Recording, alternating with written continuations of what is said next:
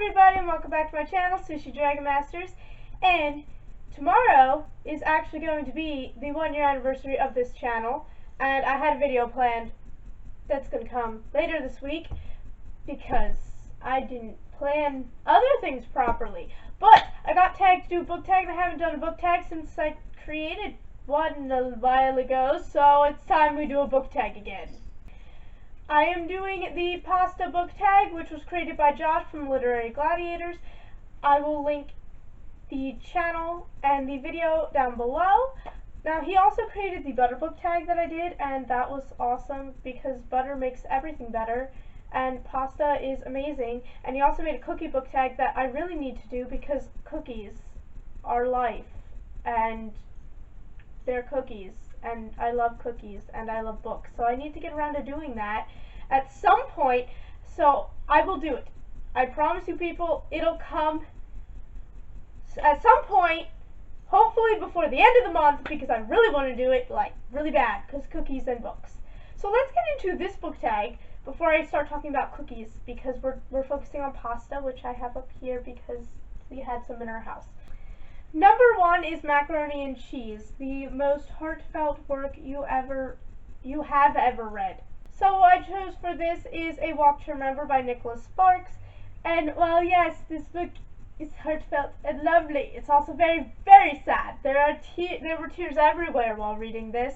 No exaggeration, I was hugging a tissue box while crying. And I cried for hours. And that's really not an exaggeration at all. Yeah.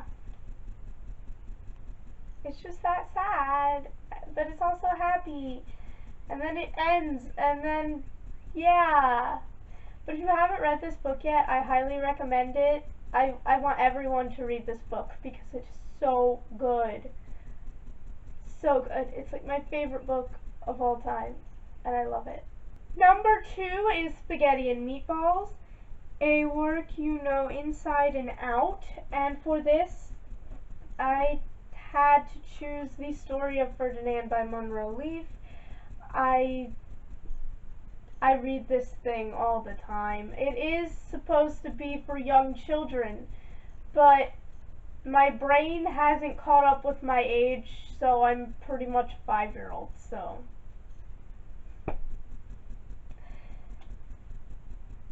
yeah. I still love this every single time I read it, and it's adorable. And there's a movie coming next year, and I'm so happy. Unless the movie turns out horrible, then I will not be happy anymore. But since I don't know how the movie's going to go yet, I am happy. Number 3 is Lasagna, a work filled with complex layers. The first book I chose for this question is Magnus Chase and the Gods of Asgard. It's mainly the whole series because this is a series that centers around Norse mythology. And Norse mythology is probably the most complicated thing I've ever tried to understand. The complicated layers in this all had to do with the Norse mythology parts, because there's like realms, and then there's realms within the realms, and then there's worlds within the realms within the realms, and then there's this tree to get to the realms, and then I don't get it. And then like there's one realm where like these people live, and then this type of person lives in this realm, and then there's giants who aren't giant, and dwarves who are tall, and I don't get it. The next book I went with for this question is Holes by Louis Sachar. I never know how to pronounce his last name. But because this has sort of like 2 stories going at the same time, and you don't really understand it, and then gets to the end and you're like, oh, now I get it. Although I kind of cheated, I saw the movie before I read the book. But the book is still better. So if you have seen the movie and have not read the book is still better.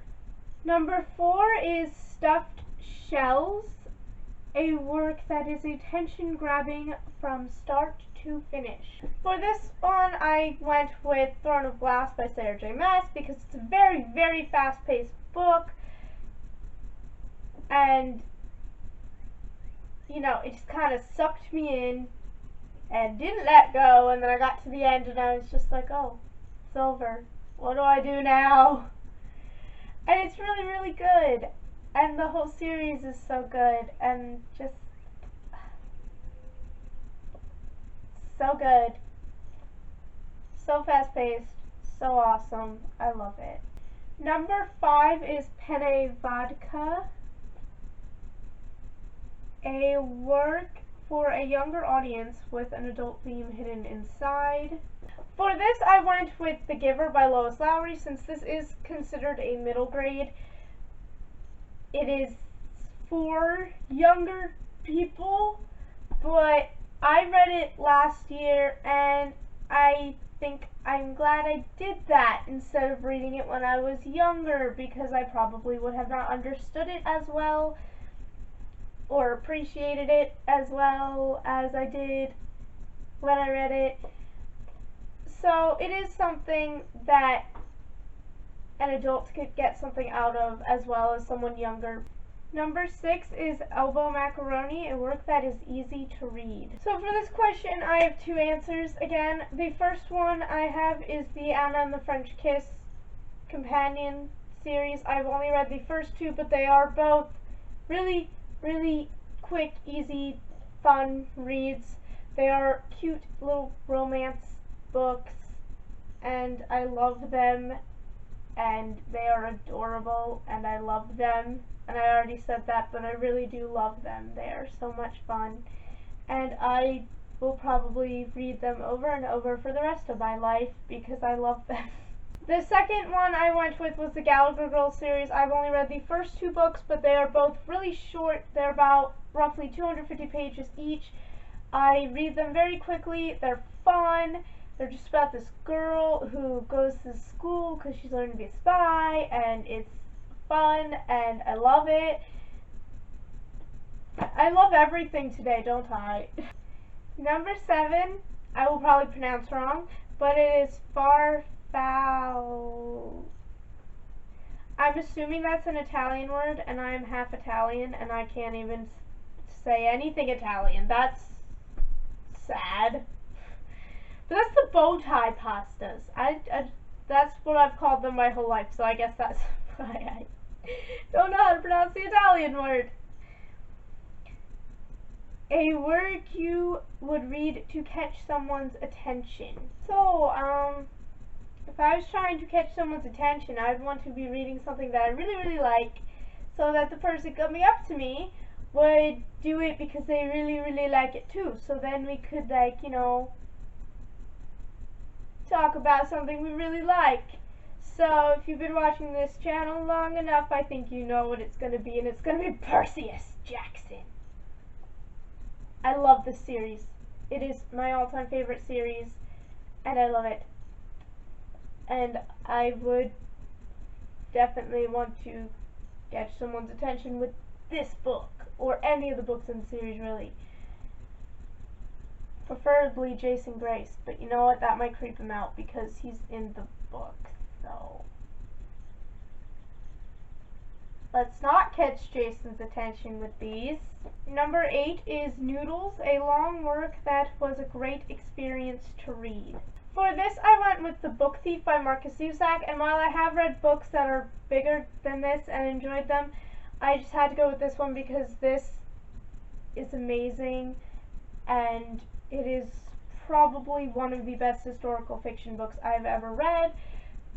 I really like reading historical fiction when it takes place in the 40s, which, you know, is the time of World War II, and this one was in Germany, and I haven't really read many historical fiction books that took place in Germany during this time, but this one was so good, and it was so sad, and I loved it, and I love the movie too. I love all of it. This is like become one of my favorite movies, Even though the book is better, the movie is almost just as good, which is saying a lot because this book is really, really good, and if this movie is almost just as good, then it means it's a really, really good movie. Number 9 is Lo Mein, your favorite work of Eastern literature or about the East. Now, in the Butter Book tag, there was a question similar, but it was Westerns. And I sort of cheated with that because I just picked a book that took place in a Western state because it was west of somewhere. But this time, I have a book that takes place in an Eastern country, so I can actually not cheat this time, and I am very happy about that. For this, I picked Cinder by Marissa Meyer because this takes place in New Beijing, which is a futuristic sci-fi version of Beijing, because this is a futuristic sci-fi retelling of Cinderella, and takes place in a country in Asia, which is an Eastern country, and I love it. I love it. So good. Number 10 is Ditalini, a writer you feel is essential to a particular genre. Now for this, I also had two answers, and my first one is George Orwell, because not that I feel like he's important to a particular genre, but I feel like he's just important to everything in general. I mean, he's important. He's just important. So, that is my answer. And my second answer, because this was my easiest access of this person's book, is Rick Riordan, because he's just important to the education of stuff, because I always end up with an education out of his books. So, he's important to the genre of sneaking in education into books that look like they're not educational. That's a genre, right? That's now a genre. Number 11 is favorite pasta. What's your favorite pasta? Well, obviously, I like spaghetti and meatballs because that is the classic pasta dish thing, yeah.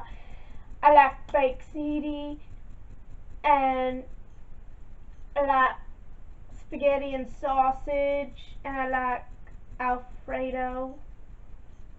Like with chicken, I like shrimp Alfredo. I'm just like now listing things with different meats. But really, I like anything that involves a noodle because I like noodles. So I will really try anything when it comes to pasta. Oh, one of my other favorites is macaroni and cheese from Wawa. If you have not had macaroni and cheese from Wawa, if you have, I mean, probably a lot of you have never been to a Wawa, which is sad because they are awesome, but they're not everywhere. So come to a state that has a Wawa and then go there and get some macaroni and cheese and like a sandwich or something. Have the Wawa experience. Number 12 is Sunday Night at Grandma's. Who do you nominate to complete this tag? I'm going to tag Leah from Hammered for Hope 01, Michaela from Michaela Hart's Books. I'm going to tag my newest subscriber, Monica from Monica Book Lover. And I'm going to tag my sister who isn't here, but when she comes back, I'm going to make her do this because she is an English major, so her answers will be in a whole different direction than mine. So we should do that to see what direction she takes. But I will see you guys next time. Bye!